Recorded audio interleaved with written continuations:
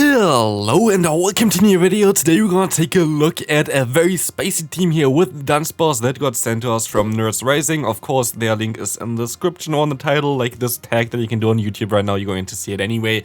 We're going to take a look at the buffed variant of the Dunsparce today. I actually want to try that Pokemon out myself as well, and I did, and I didn't do a video about it because it didn't really work well for me.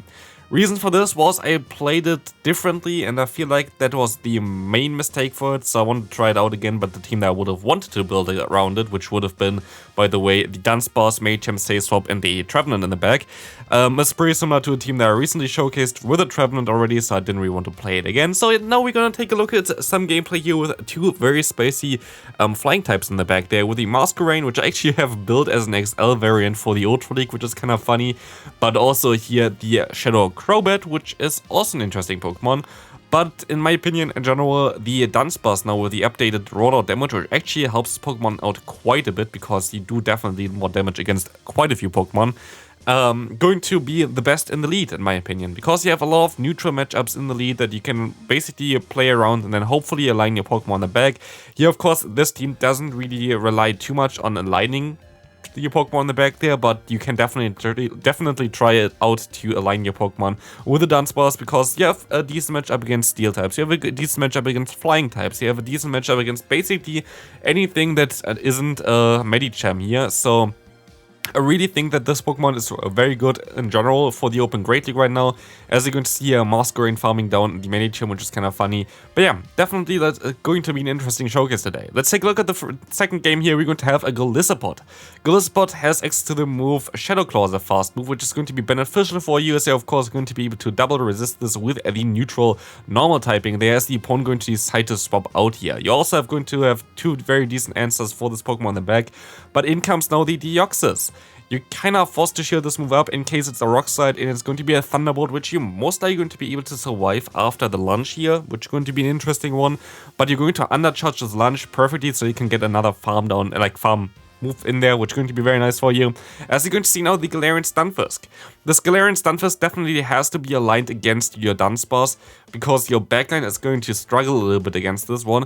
And in general, it's most likely going to be a little bit of an issue further on for this team to deal with something like a Steel type, because your backline is pretty bad against your lead.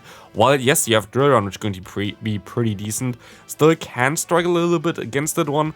But here we're going to get out now the Galisapot. You are going to let this Exeter go through here, seemingly, as this is going to knock you out. And now you have to rely on the Crobat.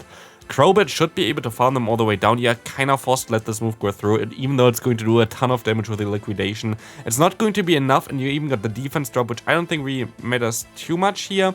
But you're forced to go for two Shadow Balls right now, and maybe even try to catch a charge move here.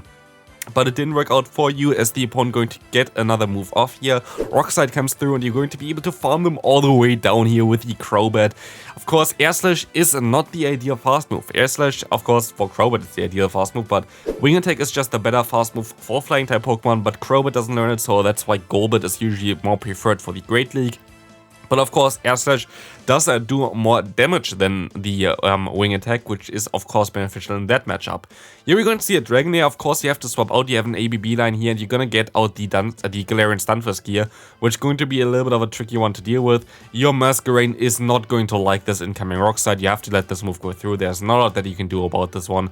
Rock Slide, double super effective against you. It's going to, of course, destroy you here, but you at least can go ahead and go for another charge move against the opponent. Drill Run, going to do some pretty decent damage against the opponent here, as you're going to have to use one shield, going to be the Rock Slide, and you're now equal shields, and you can farm up perfectly here. They're definitely directly now at one Rock Slide, and you're able to knock out the opponent here, which is going to be very important for you, as we now see the Dragonair coming in, a Drill Run is coming in. Drill Run is, by the way, if you have just neutral moves, the better move to go for compared to Rock Slide, and we're going to see the perfect Pokemon in the back to face here for the Crobat, which is going to be the Venusaur, where you will resist all the moves here, unless there would be Purified and have Return.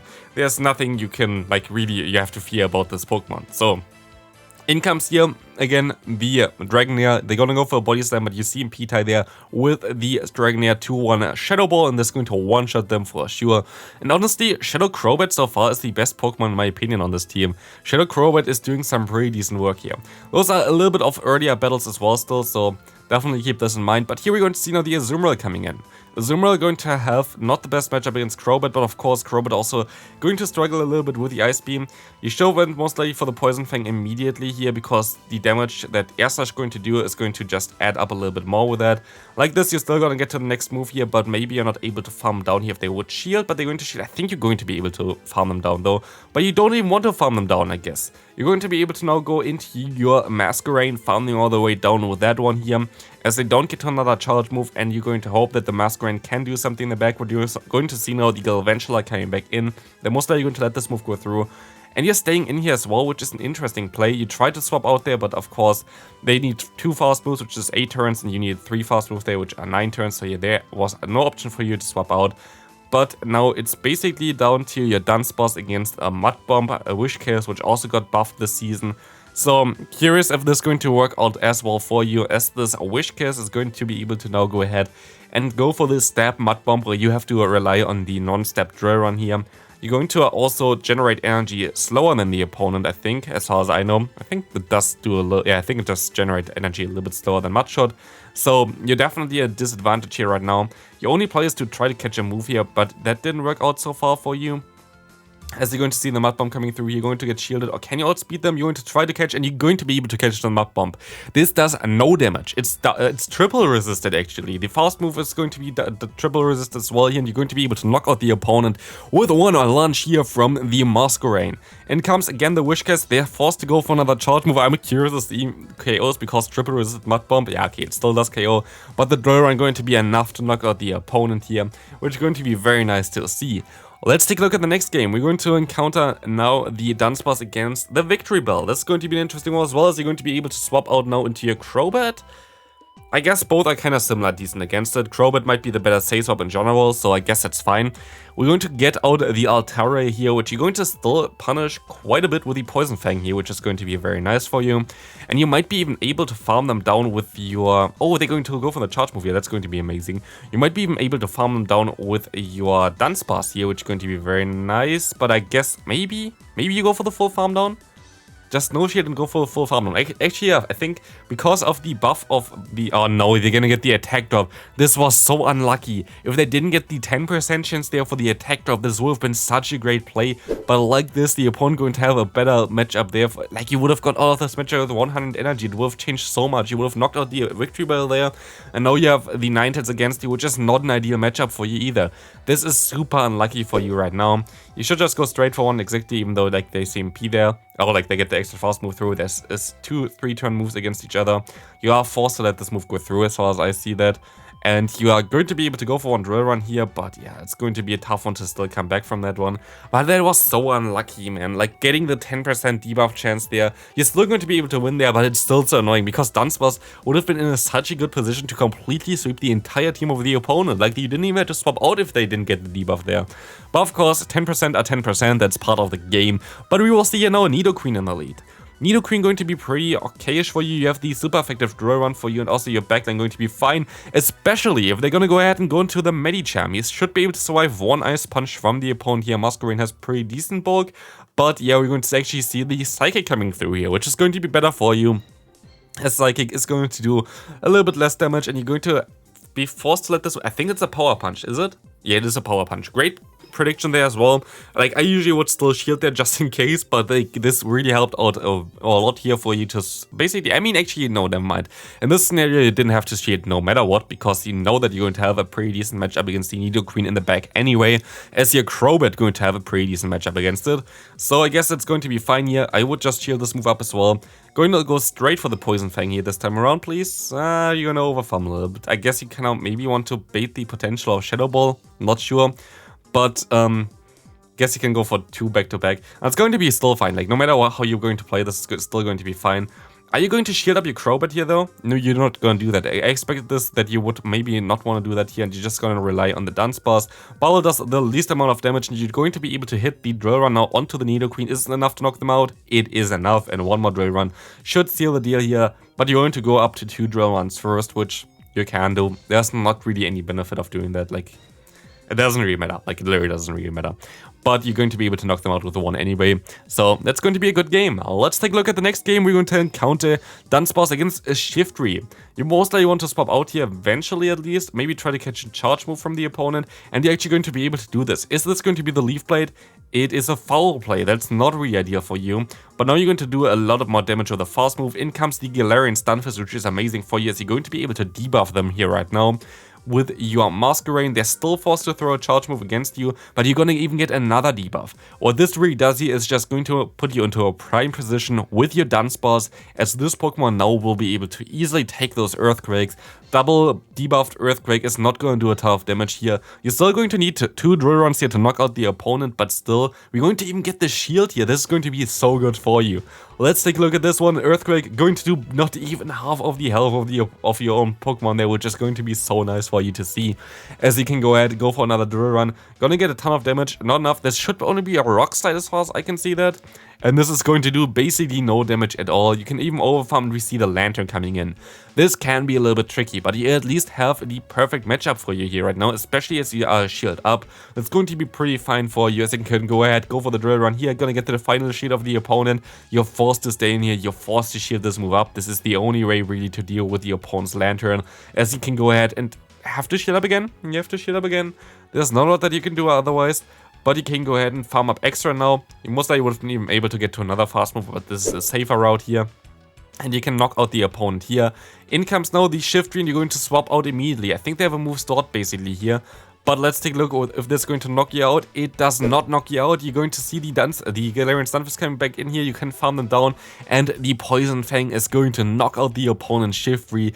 Good game there. Spicy flying type Pokemon are really cool to take a look at, I guess. As you're going to see now, the next opponent going to have the Azumarill in the lead.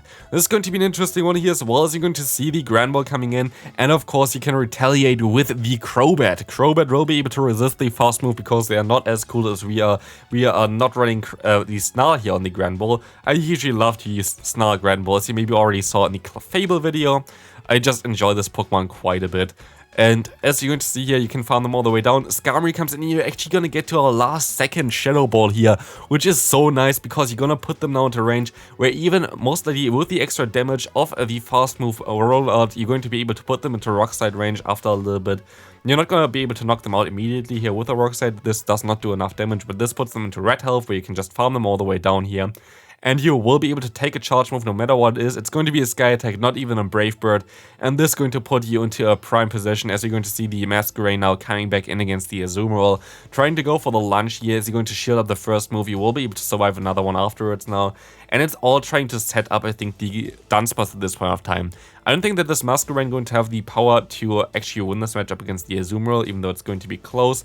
You're most likely going to get farmed down, but getting the debuff onto the opponent here is the most important thing, as now even a Play Rough or maybe even a Hydro Pump will knock out your Dunsparce.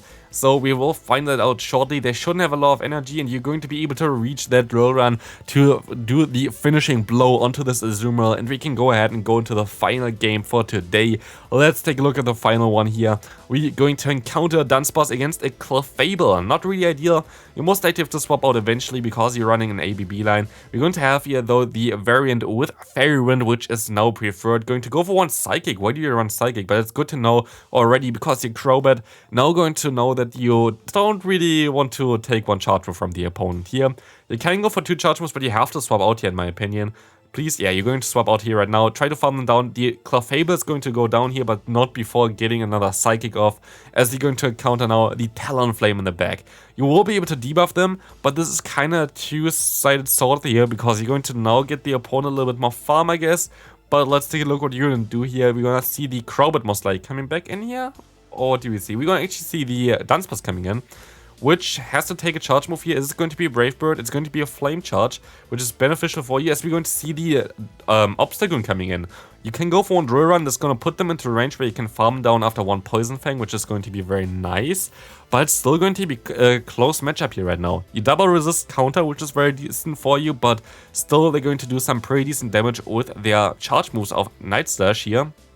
So you can go ahead, go for one charge move here, and I guess your best play here right now is to just farm them down, I guess, but they don't even want a shield, and they're just gonna go ahead and take 2 shields into the grave and lose this battle because of that. Don't know why they didn't want to shield them move Pokemon up here today, but this is going to be fine for us.